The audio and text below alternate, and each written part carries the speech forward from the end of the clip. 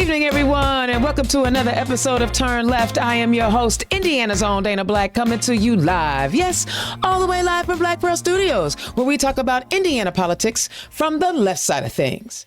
Well, it has been a kind of a chill week this week, leading into the long holiday. But let's all remember what the long holiday is. It is Labor Day. And if no other year, this is the year that we should be celebrating Labor Day. UPS has a new contract. Starbucks is turning up contracts. And the railroad folks are working on their contracts so that we can keep transportation and logistics still moving. But labor is stepping up all over the country and in every industry and saying, nah, bruh. We not finna take it. Listen, even the writers and the folks out in Hollywood are on strike. Labor. I mean, look, the wealthy folks, I know y'all think y'all did it all by yourself, but if you don't have people executing your plan, it's just a plan. So this year, I need everybody, to take an extra moment to think about labor unions, and the importance of labor in our nation and making sure that everyone has a fair access, livable wages, which we still need to work on. It's not a done deal, please know. But health care and all the benefits that our labor unions fight for. And if you are in an environment where you don't have a labor union, see about getting organized. Get organized. Get your people together and get organized, because labor is what makes this country move, right? Think about the pandemic and the essential workers. It wasn't the CEO that was the essential worker. It wasn't the CFO. It wasn't the stockbroker. It wasn't the person managing mutual funds. It was the person that was delivering your groceries. It was the person that was driving the trucks. All right. So this Labor Day coming up, I need everybody to just take an extra minute to say thank you to labor unions all over the country for making sure that people are treated fairly. Because if you don't make people do things, they won't do it. Right. You kind of have to make folk act right, because people don't be drinking that act right on purpose. All right. What's going on? Well, something else has gotten me a little fired up. NPR Network reports Dr. Caitlin Bernard's case before the Indiana Medical Licensing Board is officially over after both sides opted not to appeal the board's decision. The board voted in May to reprimand Bernard, but did not prevent her from practicing. Bernard provided abortion care to a 10-year-old rape victim from Ohio last year and then discussed the case with the Indianapolis Star. Targeted by Attorney General Todd Rokita, Bernard was eventually reprimanded by the state medical licensing board for what is said was a patient privacy violation, though national experts disagree on whether the physician broke any privacy rules. Rokita declared victory after the board's decision, though the panel rejected the most serious charges the attorney general leveled against Bernard, with the board president calling her a good doctor. Both sides opted not to appeal the licensing board's ruling. In a statement, Bernard said her time is better spent focusing on providing care. She also warned against using the outcome of her case as precedent for politicians to attack doctors who provide care they personally disagree with. See, I'm going to tell y'all something. This is the part that everybody wants to skip over. A 10-year-old was raped and was impregnated by her rapist child. I cannot imagine on what universe you exist in that you believe that a 10-year-old, a fourth grader, should deliver a child. Her body has not even developed enough to give birth. Fourth grader. She doesn't have hips yet. She haven't developed real breasts yet. Her body has not developed, but y'all want to say that the 10-year-old rape victim, we're not even going to talk about the fact that she was violated by some clown who thought it was okay to touch this little girl. We don't talk about the victim enough, and nor maybe we shouldn't, because she deserves her privacy. She deserves to try to have whatever normal life she could possibly muster after being violated at 10 years old. But our attorney general, this clown, Ty Rakita, wanted to sue her, went on Fox News, tried to humiliate her because what? He needs some cool points from the Fox maggot crowd. You see, this is not the type of leadership we need.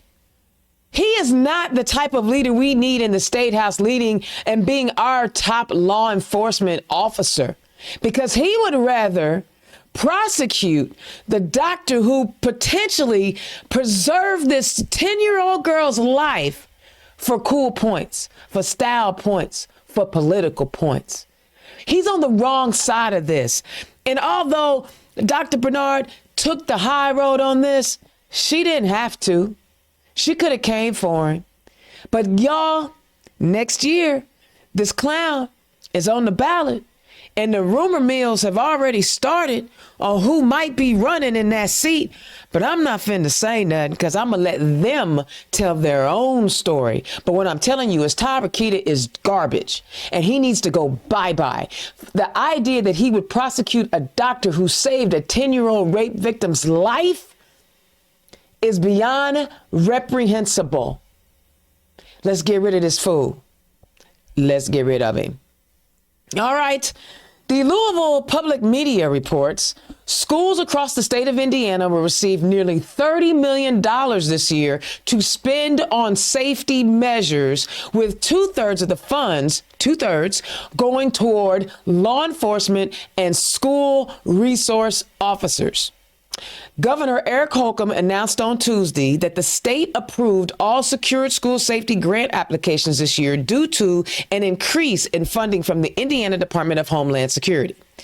Those school safety grants represent another example of historic investment in public safety. Holcomb said in a press release, "I am pleased we are able to financially support every school that identifies safety as a top priority.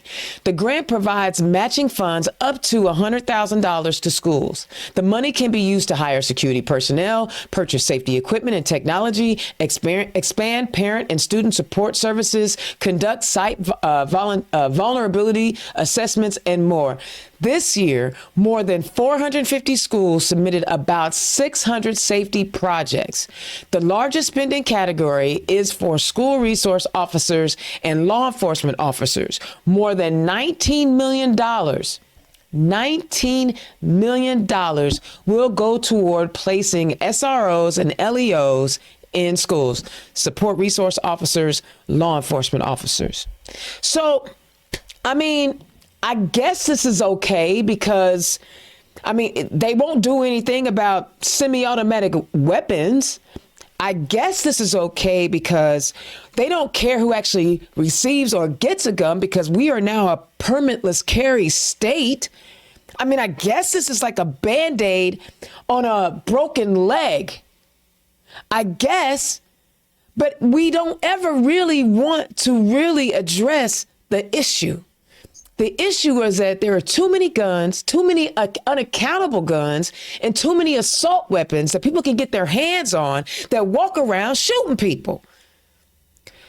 Shout out to the folks in Jeffersonville who booed down Ron DeSantis when he came to express his concern over the racist shooting in Jacksonville, Florida. Shout out to the people who booed him and said blood was on his hands. See, all these people have created this crisis, and they've created these problems where our students have more active shooter drills than they have tornado drills in Indiana. They don't care. They don't care. They don't really want to address the real issue, and that there are too many guns in the hands of wrong people. We can talk about mental health and all of that, because I believe that that is a real issue. But bottom line is, people with mental health issues don't even have to have a permit to get a gun in Indiana. They don't have to apply. You have to get a license to drive a car. You have to get a license to cut hair. To be a barber, you must have a license. But to carry a deadly weapon in the state of Indiana and carry it where you want, when you want, how you want, no license required. See, again, I guess giving money to, make our schools more safe is one way to do it, but you can make our schools more safe if you address the real issues. You can put a Band-Aid on a broken leg, but it ain't going to heal the problem. That's all I'm saying. We got real issues in Indiana, and until we choose to address them, you're just throwing money at a problem and not really trying to solve it. And finally, because in Indiana, all we do is fund the ACLU, because I love the ACLU, but that's what our tax dollars go toward now, is all the lawsuits that our American Civil Liberties Union of Indiana continues to fight for us. The ACLU of Indiana filed a lawsuit on behalf of a citizen journalist claiming Indiana's new 25-foot encroachment law violates his constitutional First Amendment constitutional right to observe and record the police. The new law, which went into effect July 1st, prohibits a person from knowingly and intentionally approaching within 25 feet of law enforcement officer after the officer has ordered the person to stop. The plaintiff, Donald Nicodemus, is a citizen journalist who lives in South Bend, Indiana, and monitors the activities of public safety personnel, primarily in South Bend Police. Nicodemus regularly posts videos on his YouTube page, Freedom 2 Films, which has more than 23,000 subscribers. South Bend Police have enforced the new law against Nicodemus to prevent him from getting close enough to observe and record their activities. The unbridled discretion given to law enforcement officers by the new 25-foot law allows for and invites content and viewpoint-based discrimination, said Ken Falk, legal director of the ACLU. This gives police officers unchecked authority to prohibit citizens from approaching within 25 feet of the officers to observe their actions, even if the actions of the citizen are not and will not interfere with the police. Okay, so just think if in Minneapolis, when George Floyd had a knee on his neck for over 9 minutes, and his life was taken from him, if those folks who were sitting at the Cup Foods had to get back 25 feet, we may not have had enough evidence to convict Chauvin. And this is what's going to happen. Okay, one, we have police officers who are deathly afraid of melanated humans. Two, because we have a permitless carry law in the state of Indiana, law enforcement officers have no idea who does and who does not have a weapon. And because they're already scared of melanated people, and I'm not saying non-melanated people don't get shot, but is it a disproportionate rate? They are now saying, if I do something that's wrong and violate somebody else's civil rights, you can't even get close enough to document it. That way, when I go into court to defend myself, there's no evidence. Guys, these are real issues that are happening to real people every day. Little girls getting raped and getting pregnant, active school shooters, and law enforcement behaving in a way that is not with integrity. And our ability to observe those things are being taken away. But this is why more than ever, each and every one of us needs to be civically engaged in our communities and in our state. And whatever it is that you do, whatever it is that you bring to the fight, whatever your skill set is, come. Because you may not think it's going to happen to you today, but it can happen to you tomorrow or someone that you love. Guys, we cannot afford to sit on the sidelines. Literally, while Ron DeSantis in Florida was saying African-American history has no educational value, fueling the racism in a person who had an automatic weapon and decided to just randomly shoot black people. There are consequences to actions. There are life and death consequences to actions. And if we do not wake up here in Indiana, if I cannot motivate each and every one of you to get involved at whatever level, whether it be a street policy or elected policy. I need y'all. And when I mean by street advocacy, I mean be in the street with your bullhorn. I ain't talking about beating people down, because I need to clear that up, because I know people hear and be like, oh, she's talking about going Rudy Giuliani on people. No, I'm not. Not at all. I want us to get involved, because this is our government. It's a citizen government. We, the people, are the largest words in our Constitution, and we are the people that they are talking about. This is a citizen government, and we are the citizens. So y'all, get your head out the sand, quit pretending like it ain't gonna help into you, and get involved. All right, that is my rant for today. Now I get to show some love to my wonderful, wonderful sponsor, Bohm's Unique Boutique. Today's show is brought to you by Bohm's Unique Boutique. Click on the QR code. And for all Turn Left listeners, you can get a 10% discount on your order by using the code Democrat. Be sure to visit www.bohmsuniqueboutique.com. And guys, we're coming up on the end of this election cycle. Do you have digital content? Are you looking for digital content? Then reach out to me, Black Pearl IT Solutions, Black Pearl Studios. I promise you, I am affordable. You can, if you're a down ballot candidate, I know you're not raising $30,000, $40,000, $50,000. I'm not trying to break you. Just let me help you out. You know me, all I want to do is elect more Democrats. So get with me so I can help you create that digital content, that 30, 60, or 90-second commercial. All right, now I'm ready for my guests. Ho! I scheduled 2, and maybe Erin will jump in at some point. I saw that she had tested her equipment out earlier, so maybe she'll jump in. We'll leave the gate open for her in case she can join us. But I got to tell y'all something. I met this young man. I love going out to Hendricks County. It's our neighbor to the west, and Hendricks County has some amazing Democrats out there. Hendricks County, you think, oh, there's no D's out there. Yes, there are. I have been out there probably since 2016. I've been visiting Hendricks County, talking to Democrats and having great conversation, and people are motivated and people are getting on the ballot. But one such individual, when you meet him, like, he's so unassuming, like he doesn't overpower you. He just shows up with his red hair and a smile. And he's like one of the coolest cats you ever gonna meet. Y'all, give it up for my guest, all the way from Avon, Indiana. He is an elected Democrat in Avon, Robert Pope. He's town council at large. Robert, welcome to the show. Thanks, Dana. That's coolest cat. I don't think I can live up to that. Those are very kind words. Thank you. You came in so smooth. They know what I'm talking about. They already. How you been, my brother? How you been? I've been great. I'm on the right side of the dirt. It's middle of campaign season. I'm up for re-election this year, and campaigning is always tough, but especially for a Democrat in a red area. But making it happen. It's going well.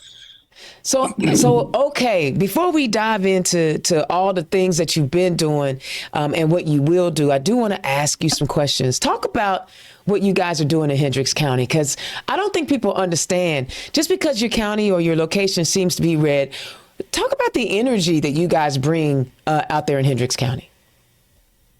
Well, it's definitely challenging. There's really, I want to say there's really 2 Hendricks counties. There are the eastern edge, the 3 municipalities bumped right up against Raceway, right up against Marion County. That's Brownsburg, Avon, and Plainfield. And then there's west of US or State Road 267 or here in Avon, it's Avon Avenue. Just west of that, you really start to shift into the more rural, area. And of course, with rural, you tend to get the far right leaning policy ideas. People who mostly elect Republicans. The eastern edge, I think, is stands a chance. I'm living evidence of a gap, an avenue for success.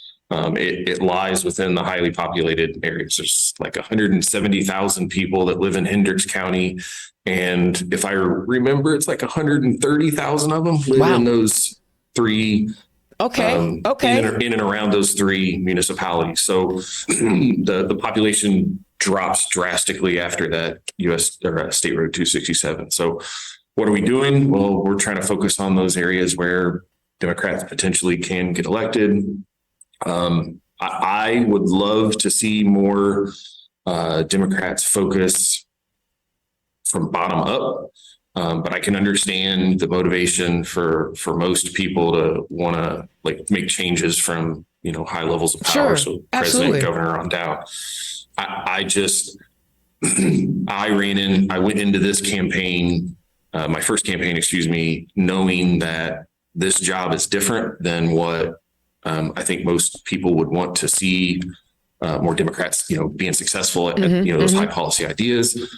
But down here is where you get people, you can change a person's mind. Right.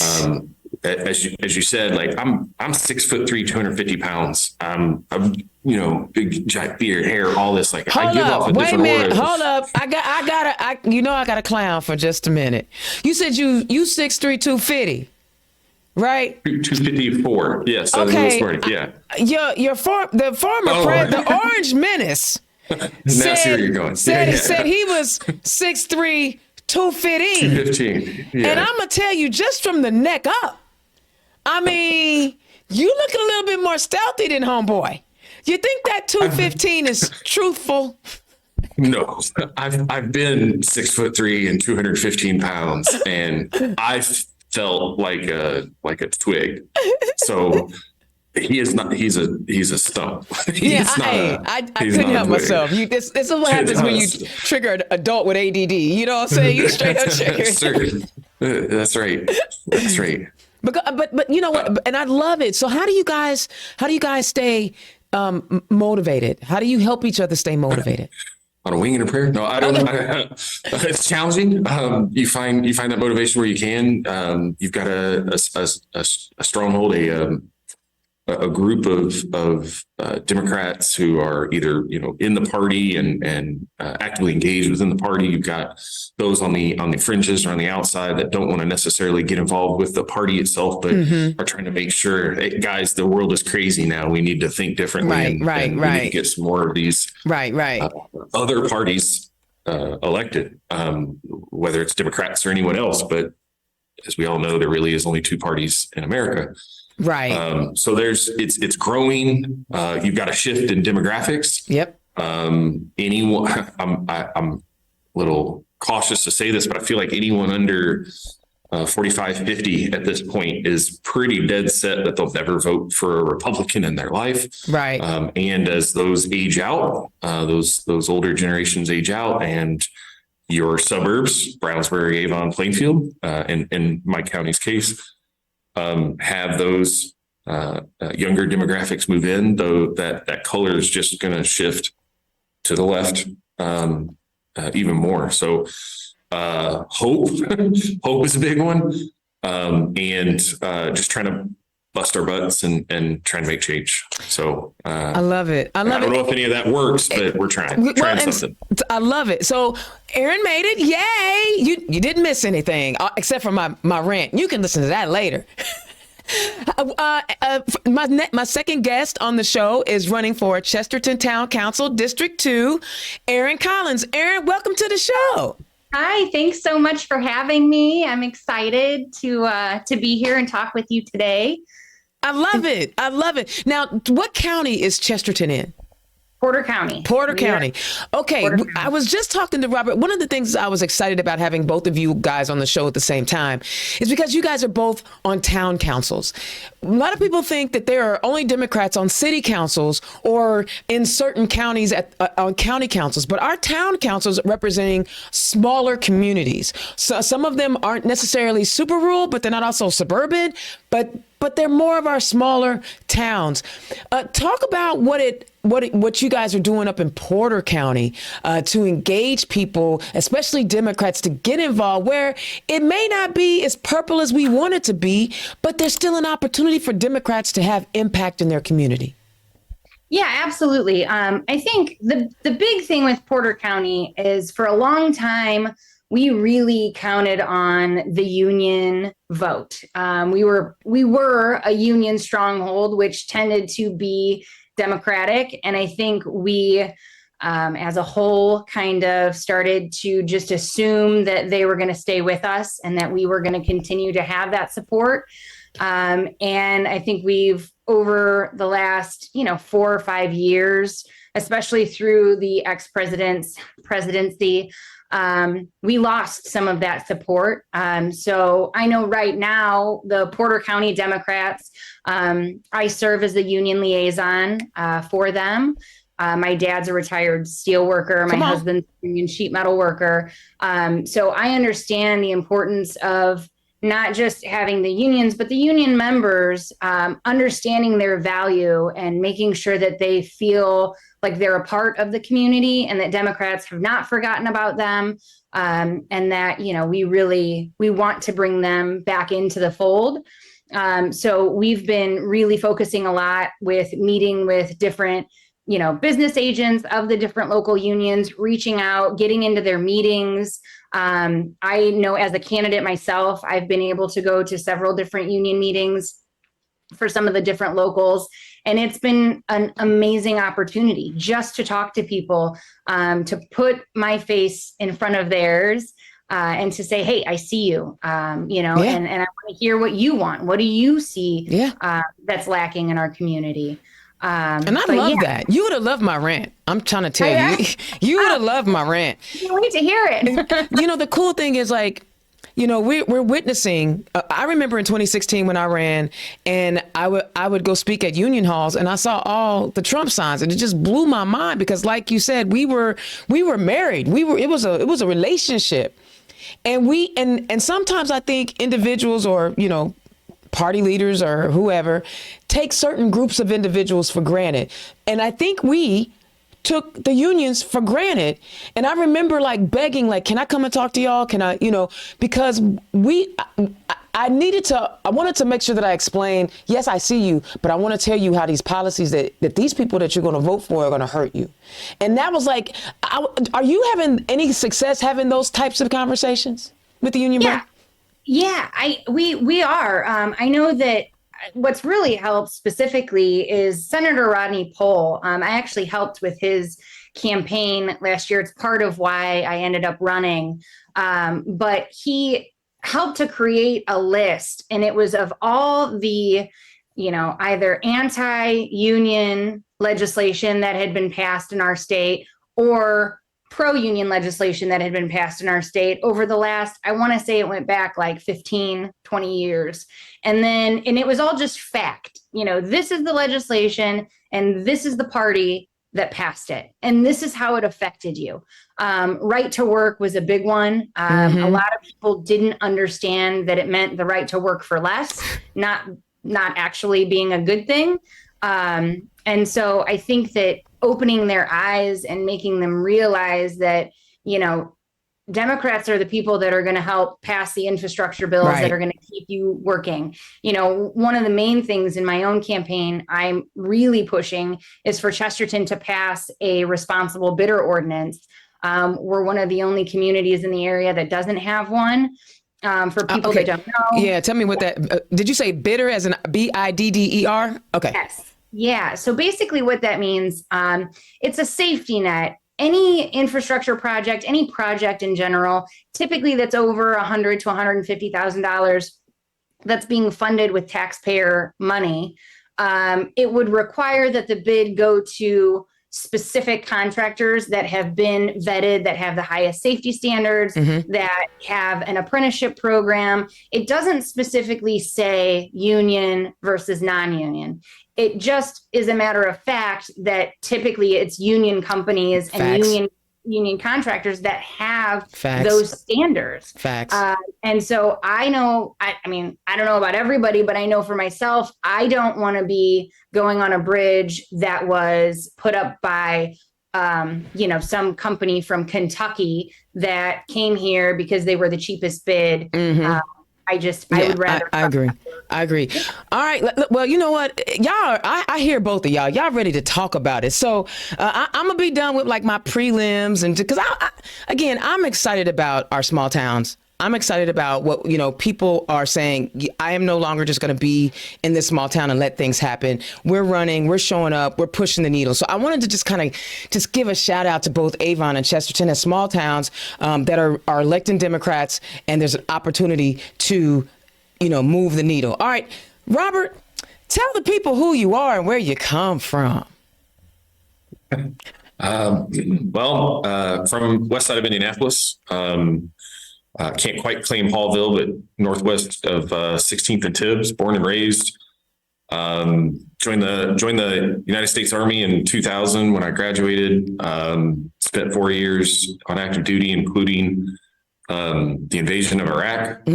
Admittedly, growing up, patriotism, republicanism, all that was just normal. That was a thing. You didn't put too much thought into it. That's just what you were raised to do. So, admittedly, my youth, my young past was just on that path. My military experience and seeing how my brothers and sisters in arms were treated, lack of funds, lack of healthcare, things like that, as well as just growing up and paying attention on my own, doing my own critical thinking, really said, what was normal, what was this normal way of life is not right. It doesn't have to be that way. Right. There's a whole nother option. We can vote for other people. We can vote for other ideas. Admittedly, for years, it was just, I've done my service. This is somebody else's job. So I'll let somebody smarter, somebody trained in political science, whatever, do these things.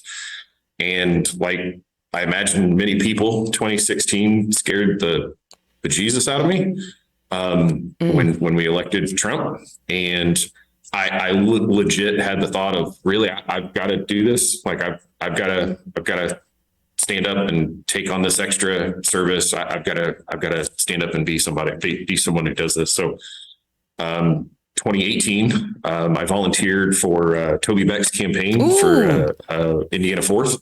I hope she comes back. Congressional district. She's not in the state anymore, but yes, I hope she would too. I volunteered for her campaign, and during that process, my goal was maybe one day, when I'm old enough and mature enough and experienced, and maybe I'll run for some kind of office. Learning on her campaign, taught me a lot very quickly.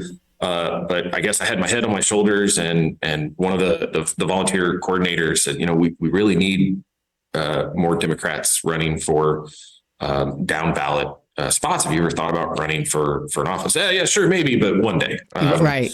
I got talked into running for Avon Town Council, one of our ward seats. This was in 2018. Unfortunately, Toby's campaign started to flounder. And so I wasn't being tasked with a lot. So I really started to focus on my own campaign.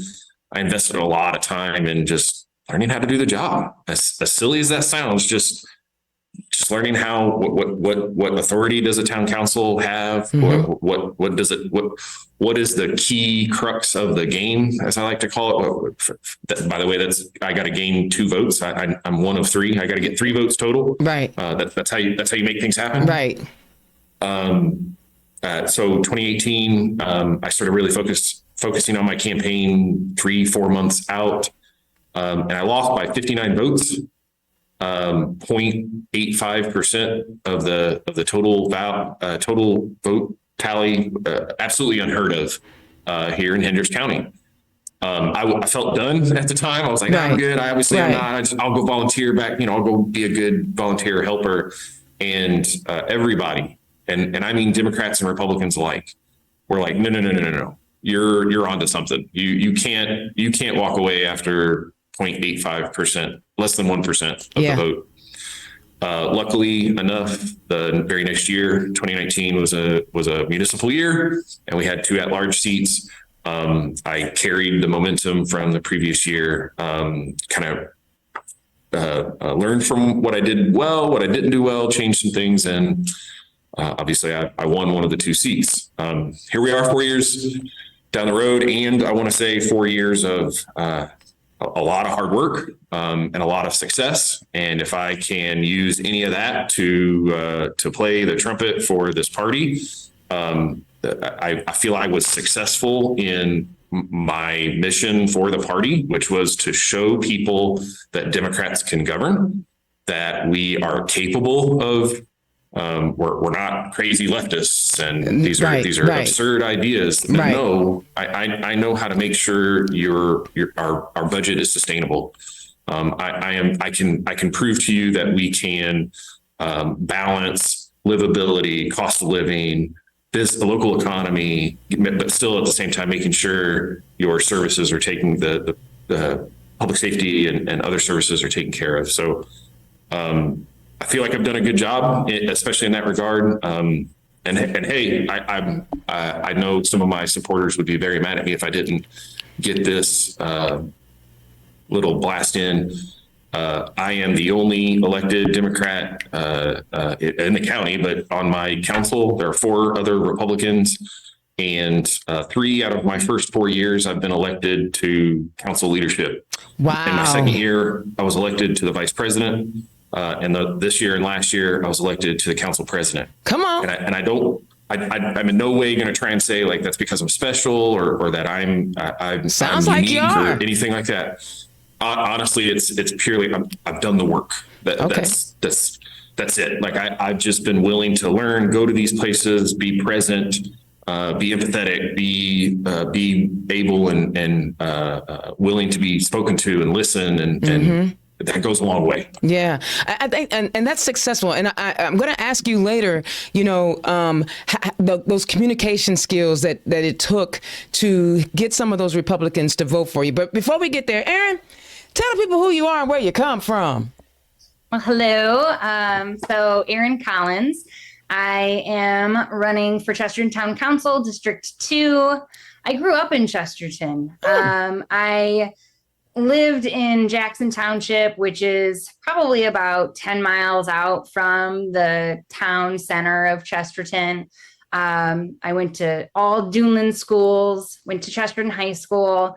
When it came time to buy my first house, I knew this is where I wanted to be. And I love our community. It's a very artistic place to be. The people are fantastic. I started getting involved. It was 2016 that did it. I, as the daughter of a union steel worker and the wife of a union sheet metal worker, I've been political pretty much forever. I went to my first union rally when I was 11 years old with my dad. Come on now. Yeah. So I'm blue through and through. And I saw in 2016, things were changing at a pace that I was scared. And I saw a lot of people, you see online, you have the keyboard warriors that talk a lot, but, what are you doing? Right. And, I don't have any kids of my own. And, I'm a hairstylist by trade, and I had time. And I actually found this group, Nasty Women of Porter County. All the nasties. Oh, yeah. Those are my girls. And I started getting involved with them. We did some remodeling for a women's shelter in Portage, which is also in Porter County.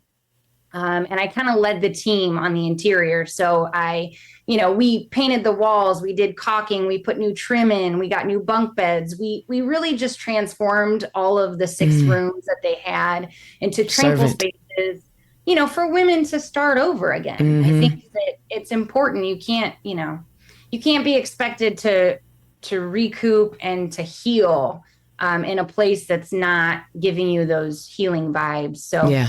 I got involved with them, and then it just kind of tiered into political realm. I started attending more meet and greets with campaign leaders.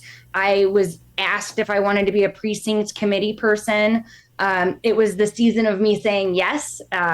Season. I said yes. I said, yeah, sure. Let's do this.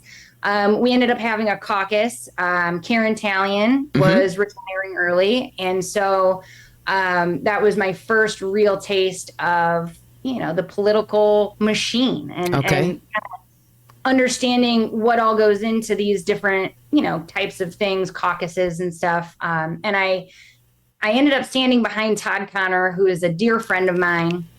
I know Todd. You know Todd. Okay, yeah. So he's fantastic. And I just saw that the more I got involved, the more change I was creating, and the more people around me were starting to ask questions and like, "Hey, what are you doing?" And "Oh, tell me about this." And I felt like I was able to reach more people. So when Todd lost the caucus and Rodney won, it was one of the first things I did was call Rodney and congratulate him and ask him how I can help, because at the end of the day, Rodney is an amazing. Yeah, absolutely freaking fantastic. I'm just going to throw that out there. And he's going to, if he hears this, he's going to know why I said that. Yeah. Okay, go ahead. Yeah, he's great. And so I jumped in and I started helping with Rodney's campaign, knocking doors. And I had him help me actually restart the Duneland Democratic Committee. So we got that going in all of Duneland area, because we're Chersterton, Burns Harbor, and Porter is considered the Duneland area. And so I wanted to create a space where Democrats could come together and we could give them information about all these incredible candidates and make sure that they had the knowledge and that they had the information that they needed. And Rodney was a big help with that. He really helped us to kind of get set up and give the kind of kick in the butt that we needed. So I was chair for that organization for the first, year of it. And then we held elections at the turn of the year. And I decided to run for town council at the behest of Rodney and some other people. They were like, "Hey, you should get more involved. You should I love it. You should continue going. Have you ever thought about it?" And I was like, "Oh my gosh, I'm a hairstylist. I'm not what? I'm not a lawyer. Like, what do you mean?" No, right? No. Right. I remember when I ran for office the first time and I was like trying to figure out, well, shoot, okay, let me go read the Constitution because I need to know what the requirements are. Do I have enough education? Do I have, the only requirements are residency. That's it. So what you're trained to do, what you're formally trained to do has nothing. In fact, I like when people aren't lawyers, because going to law school, it makes you think a specific way. And if all of our lawmakers are lawyers, they're going to be thinking about things the exact same way, with some nuances, obviously. I'm not saying that they're all the same, but your mind is trained to think a certain way. Whereas if you're an artist, a hairstylist, an IT person, your mind thinks differently. And that's what we need. We need a kaleidoscope. I'm so glad you didn't give in to the doubt, because it takes women, they take us 7 times before we say yeah. How many times it take them? How many times they have to ask you, Erin? Oh, I would like at least 4 or 5. Okay, at least you didn't get to the 7, because they say the average is 7. Yeah. Okay, guys, God, this conversation is so cool. I want to ask Robert, because you are the incumbent. Talk about what it was like to build those relationships across the aisle when you were in a super minority. It's one in 4. There's 5 of y'all, and it's 1 to 4. How did you build those relationships? And after having built those relationships, talk about the things that you were most proud of that you were able to get accomplished. Yeah, sure. A lot of biting my tongue. A lot. I love honesty. I love it. I love books. One of my favorite is How to Win Friends and Influence People. I think one of the best books to try and teach anyone who wants to maybe get into politics. And one of the key things from there is just be open and willing and listen to a person. Goes a long way to letting them trust you. Mm-hmm. I'm a firm believer in psychological safety on a team and being able to work together with people. And so if I can have you trust me by just standing there and listening and biting my tongue, it was worth a shot, and it's worked. It's part of my character, but it worked with my 5 counterparts over the years. Mm-hmm.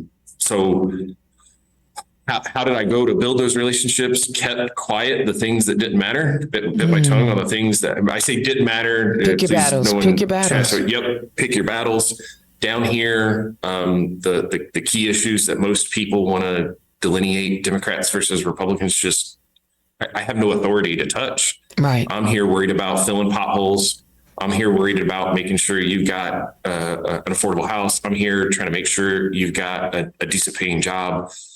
Those here locally within your community. I'm here to make sure you've got good, clean, safe parks, things like that. So none of those boil up to those D versus R issues, as I like to call them. So pick your battles. That was the best way to. That was this. I should have just led with that.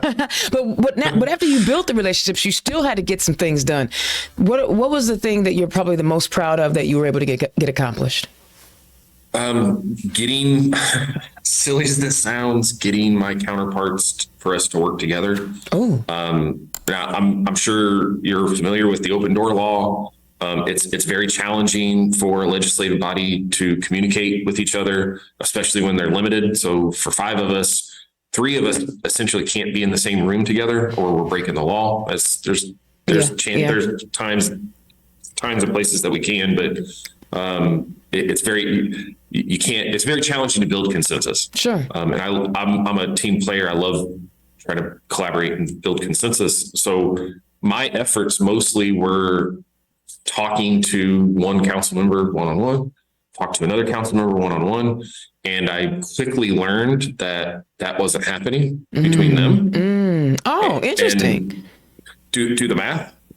There's of the same party and I'm not, and they're not talking. It seemed absurd to me. But I don't want to say like I took advantage, but okay, if this is the game we're playing, if this is the arena that I find myself in, this is what I need to do to get us to get 3 votes to get things moved forward. This is what I'll do. It's been successful. Again, as mentioned, vice president, my 2nd year, council president, last 2 years, all through communication, collaboration, empathy, listening, compassion. And as I mentioned, a lot of biting my tongue. So how much of your military training has helped shape you into this politician? I'm curious. I will only say from like a value standpoint. So okay. The Army had an acronym, LDR-SHIP, spelled out brokenly: leadership, loyalty, duty, respect, selfless service, honor, integrity, personal courage. Those are supposed to be the Army's values. And I ate that propaganda. I ate that portion of it. And so for me, I've tried to, act those out. And I think that's my character. I think that's just who I am naturally now. And so from that aspect, I've been shaped in that form. But I'm trying to build this into this way, because I was laughing when you guys were talking about you're a hairstylist. We need hairstylists. Hello? I promise you. I use this all the time. I kid you not. I am trained to be a software engineer and a soldier. I promise you, neither one of those have anything to do with what goes on the town council. I have to surround myself with people way smarter than me. I have to surround myself with people who went to school just to know how to build and maintain a road. Right. I have to surround myself with people who know how to build a budget, maintain and operate a budget. I have to surround myself with experts on how to plan a city.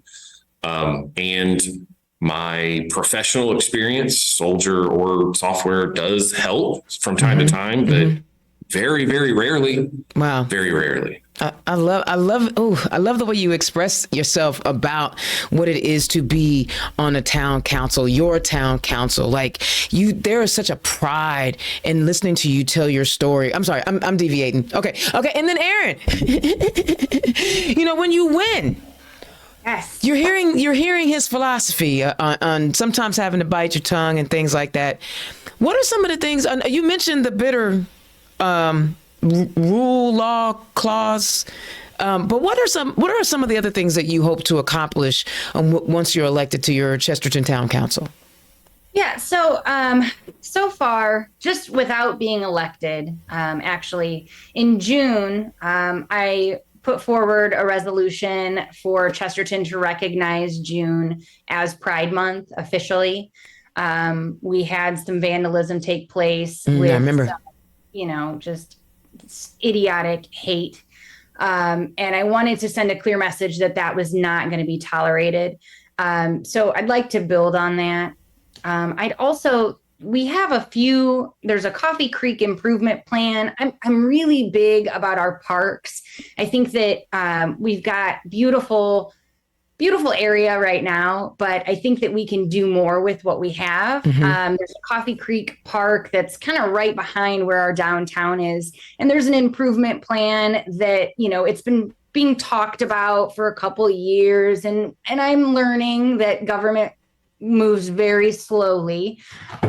So that's, I definitely would like to see some serious movement on that. I also want to increase our parking. It's a big issue in Chersterton. As much as I want to say I want more businesses to come into our downtown, which, I do understand a downtown, thriving downtown economy is the backbone of our community. Right. We don't have anywhere for people to park. Wow. So finding some creative solutions for funding, using TIF money the way it should be used. Right. And just, I've really been learning a lot these past few months. I like what he was saying, surrounding myself with people that know more than I do, and learning what the job is, sitting down with people that all they do are taxes, and they've been able to explain to me where Chesterton's money comes from, how those numbers are actually, where the numbers come from, and who dictates that, sending your budget downstate and then the state has to approve it, and just really learning all of that inner working information has been huge. So. I love it. Guys, if you are liking what these candidates are talking about, please click on their Act Blue links. Their Act Blue links right there. Donate to their campaigns. $5, $10, $15, whatever you can. Just give a little bit, because they still need to raise money to buy water for volunteers, whatever it is that they need. Just give a few dollars, right? Just help these candidates out, because I'm telling you what, I am motivated by these two candidates right now. I'm fired up. All right, now, Robert, you're going to be reelected. It's going to happen. What do you want to work on next year or next term? I love your positivity. Diversifying our tax base has been a thing that I've definitely focused on over the last 4 years. And as we were kind of discussing beforehand, I want to get this shout out too. Just since I've been elected, we have had $503 million worth of investments spent inside the town of Avon, from road improvements to buildings for businesses to businesses starting up or coming into the community. 503 million just since I've been on the town council. We've got a new project coming to build our downtown. We're only a 28-year-old town. That's all the older we are.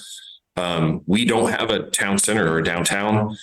This is one of the very first projects I got to work on after I was elected. We're building a downtown. There's going to be another $500 million invested just in that project. What's that to going forward? Across the nation, what is one of the key pillars to poverty across the nation that's impacting affordable housing? We have had a struggle in this community in the past of just being a bedroom community where all we were doing was growing residential. The state tax caps really made that almost impossible. Thanks, Mitch Daniels. Love it or hate it, it changed the rules and the way that communities can grow. So to be financially sustainable, to be able to provide new services, to be able to do any of the things that residents of a community want their community to be, we had to grow our tax base to the 2% and 3%. That's agriculture, rentals, and commercial industrial, right? We had to grow that tax base. We have dramatically focused on that in the last 4 years. I don't want to say we're stopping on that, but you can't ever pull really hard on one lever. And for nearly 2 decades, we were really pulling hard on residential. We let up on that a little bit. We pulled pretty hard on commercial industrial, and I don't want to let up on it too much, but I have to start thinking that we now need to make sure we have affordable housing. That means enough homes for our workforce. Labor Day, right?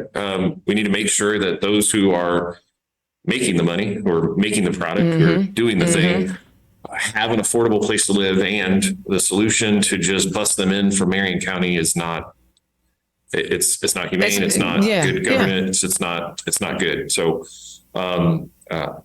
well, wait a minute. And we can't even, wait a minute, we can't even bust them in because, our donut counties, they don't actually like to have public transportation. So there's no going from Marion County to Hamilton, Boone, Hendricks, Hancock, or Johnson County. So it just is not happening because, when we Marion County people, we commit crimes and armed burglary or burglary, we always steal the 72-inch television and take it home on the bus because that's what we do. That's right. I want to make it clear. It's not our fault. It's not the Donut County's fault. That's actually your lovely super majority state legislature. Yes, it is. Will not allow transportation tax dollars to cross county lines. Yeah. We have a public transportation line just south of us in Plainfield. They're literally the blue line or red line within Indy, within Marion County, goes to the county line, stops, people get off, walk across Raceway, hop on another bus to get out to their job. That's ridiculous. It's almost like the state legislature are just a bunch of individuals who don't want us to work together as communities, right? They don't want collaboration. Yes. They don't. I mean, my God, I listened to you are saying the exact same thing I heard, 6 years ago when I was up in Fishers, and the folks up in Fishers were saying they wanted more diversity in restaurants. Really? You want the our Indian community to come up and cook in your community, but you don't want them to live there? You don't want them to live there. Because you're not making it. So and affordable housing is something that I've heard every candidate this municipal season has talked about affordable housing. So it seems like now, since we, from a municipal level, we can only do as much as we can. It's time for the state legislature to kick in and use some of that surplus to help these counties out, since they don't want us crossing county lines to help each other. Just this craziness. I'm really excited about you two because again, the focus today is about our small towns. The focus is how we as Democrats can have major impact in our small town community. You don't have to be in Indianapolis. You don't have to live in Fort Wayne. You don't have to live in South Bend. You don't have to be in Lake County. You can live wherever you want and have impact in the community that you live in, regardless of the makeup. If you come correct like Erin did with the union thing, or if you just learn to bite your tongue like Robert did, there's a way for us to have impact. So as you guys are thinking about your towns, and we've kind of gone back and forth, but I don't mind us just chopping it up a minute. As you think about your towns, one of the things you both have talked about is increasing your downtown and making it more of a destination spot. When you're talking to your constituents, are they telling you that they desire these things? Are they telling you that, I don't want to go to Indianapolis. I don't want to go to Elkhart or South Bend. I want to stay here and have theater. And are they telling you this? And articulate to us what you're hearing from your constituents. Yeah, I mean, I know for myself, when I've talked to people, that's exactly what they're asking for. For us, it's Valpo is the closest, city to us, and they're tired of having to go to Valpo for everything. They want more restaurants. They want more things for the teenage kids and the youth to do. And they also want more for seniors to do. I think that's been honestly the number one thing that I've come across canvassing and knocking doors, talking to people. I'm talking to seniors, retired people, and they don't feel like there's anything geared towards them in the community. Wow. So that's going to be a big push for me, making sure that we have resources available and there are programs that are out there, but if people don't know about them, then they're not doing any good. So just getting that information out there. But it's definitely something that people are talking about. Robert? Yeah, absolutely. I think the earliest survey we have results from, I want to say it was like 2008, 2010, somewhere around that. So it's been on our residents like number one list of, hey, this is what is missing in our community as a downtown, a town center, for well, almost for the town's entire existence. It just so happens we've finally had the wherewithal to start pushing something through to try to make something happen. It takes a big investment. The dollars, I just threw out $500 million to try to create something for this community. But I'm saying that to tie it into what we just talked about, affordable housing. You don't build a downtown unless you have dense population around it to support it. Right. You don't have those walkable mom and pop shops, walkable commercial trails, things like that. You don't have that small downtown feel unless those businesses can operate with high population sitting right on top of them that are able to walk out their door, walk right down to where they want to go and get their things. So we've had an absolute big demand for years. We're just now starting to, I believe we are still supposed to put shovels in the ground before the end of this year. So I love it. I love it. That's great. I mean, guys, you guys have got me motivated, and it's like it's already an hour, and I'm like, I want to just keep talking to y'all, but I know I can't do that to my listeners because they're like, look, Dana Black, listen. All right, Erin, tell the people where they can find you. Oh, where can you find me? Well, if I'm not knocking on your door, love it. Doing a lot of canvassing lately. I do have an event coming up on September 23rd at 219 Tap Room. It's right downtown Chersterton. It's actually my birthday, so I'm having a big birthday celebration. Inviting everybody to come out, have some great food, some live music. There will be a silent auction. It's at 5:30. And look me up on Facebook, Committee to elect Erin Collins for Chersterton Town Council. You'll find everything there. And you have a flyer for this event, because if you do, I'll stick it up on my show so people can see it the next time they come, so they know to see it. Great. Yeah, I'll email it over to you. Perfect. I love it. And Robert, do you have any event? Tell the people where they can find you. I've got a website, Avon.org. My Facebook page, Facebook/Robert Pope 4 Avon. As well, you'll find me, if you don't find me there, you'll find me knocking on your door here in Avon. We've got a number of events coming up. I've got a podcast, a local grassroots group does a podcast. I'll be on there. I think next month they're trying to set that up with all three candidates. You'll find me at our HH dinner for our county party, local Dem county party. That's next week. And of course, just stop me as I'm shopping, because I live in your community. I'm a regular human being that makes mistakes and goes shopping at the same places we do. So I love it. This was a fantastic conversation, guys. Like, I could literally tack on another half an hour and we could still find plenty of things to talk about, but I try to keep it.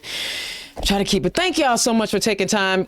Today on Turn Left, we had Robert Pope, who is currently serving as the Avon Town Council at large and is running for re-election this year. And then we have taken the union-loving Erin Collins with the help of Senator Rodney Pohl, and we put her on the ballot to run for Chersterton Town Council. Guys, again, if you liked what they're talking about, I know I did, please click on their donate links. Don't give them $5-10, whatever it is, because I'm telling you, these are the kind of Democrats we want to elect all over our state. I mean, take heed, take note, understand what you see in front of you. Okay. Like, I recognize I can't go to every county, and the message, me and Robert can say the exact same thing, and it's not going to register the same way coming from him as it does coming from me. Now, I know we want to be all about what we want to be about, but understand your audience, know how to talk to them, and remember how to convey our message of who we are as Democrats. Because everybody ain't going to receive me the same. But that means when I can't be received, then you send in Erin. And when Erin can't be received, you send in Robert. And that's why we are the Big Tent, because we can go into any community and anywhere in 92 counties and have a Democrat represent those communities. Okay, I get fired up about that, because people get offended with me when I be telling them, no, sometimes I need my white boys. I need my white boys to go places I can't freaking go. I need them to stand up for who we are as Democrats in places where they're not going to hear me. They'll hear him. He's 6'3", 250. They go hear him. They go hear him. All right, y'all. Hey, first, before we go tonight, I want to, again, ask everybody. Erin mentioned that in her town, she's working to, expand LGBTQ plus rights and awareness up there. And I really, really thank her as a member of the community. But more importantly, y'all know I sit on the board of Trinity Haven. Next week is our homecoming bash. If you have not purchased your tickets already, please do so, because Trinity Haven is the only program in the state of Indiana where we provide short-term and semi-long-term housing for LGBTQ plus youth who are at risk of homelessness. Yes, because there are some clowns out there that have babies and they want to toss them out before they're legal. They do that. I know, it's crazy, right? But we always need money, because to do this program, it requires commitment and dollars. So please buy a ticket to our homecoming bash. But I do have some good news I want to share. We were invited to participate in a competition for a donation from TCC, which they're a telecom company up in Fishers. We found out at the beginning of the month that we made the finals. And I was right alongside Jenny White as she eloquently and professionally and passionately told our Trinity Haven story to the panel of voters who would decide on who would get this $100,000 mega grant. Yesterday, we went to the TCC business rally up at the downtown at the Westin, and there were 7 finalists. Y'all, shout out to TCC. They gave all 7 finalists $100,000. All 7. So Trinity Haven was the recipient. Not only that, before they told us who the prize winner was, they said, we don't want anybody to go away empty-handed. They gave every organization an opportunity to choose between 3 different types of vehicles. Because every organization every nonprofit organization talked about transportation being an issue. So they were like, yo, we don't want to just stop there. We want to also help you guys do the work that you're doing. Here's a situation of, I'm not advocating for any organization other than the work that they do, right? I don't care about whether or not they're a telecom company better than Verizon or I don't care. What I do care about is that they're putting the money back into the community. They're up in Fishers, but they're putting the money back into the community. And they have a charity program. Guys, we were so blown away. It takes so much to run Trinity Haven and all the other programs. Coburn Place, 100 Black Men. I can't remember them all. Those are the 3 that I remember. But we were so stoked and so excited. I almost wanted to bust out in the seams, because we work so hard for our community, especially when so many people work hard to tear us down. And that, my friends, that is what love looks like. That's what love looks like. All right. Y'all still got shows all the way up to election. Thank you so much for tuning in. Robert, Erin, you guys were fantastic today. Great freaking show. Great show. All right. I will holler at y'all next week. Peace. Turn Left is the property of Black Pearl IT Solutions. Executive producer, Indiana's own Dana Black. Music by www.bensound.com.